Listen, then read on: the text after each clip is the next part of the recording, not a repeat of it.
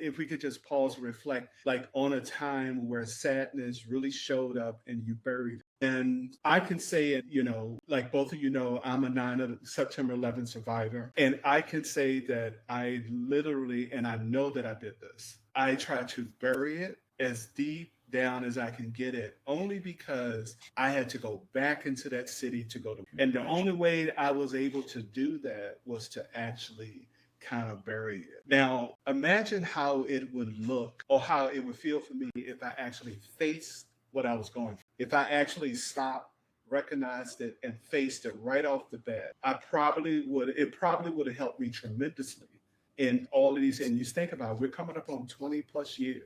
20 plus years. And I still have problems with it.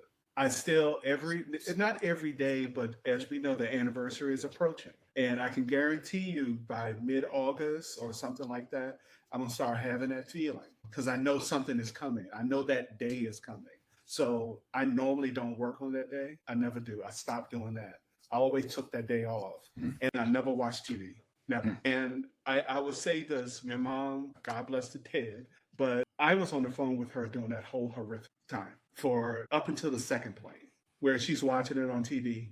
And this is something that I'm hoping that I would do an episode on and go into deep, a little bit deeper. But I remember when I got home, the first thing that she said to me when she called, she just said, "It wasn't your time. God has more for you to do." I didn't understand that at the time because my mind was still spinning. But years and years later, I never wanted her to remember that day. And my phone rang one day. My mother is now in her late 80s, and she just called to say, "I know what today is." And I cried. That was probably not the first time I cried, but I just didn't want her to remember that.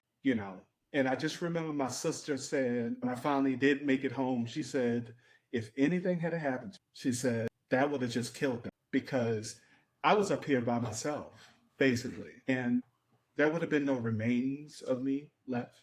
Nothing. And how would they be able to rest with that? So it's a really heavy thing to deal with when it comes to sad.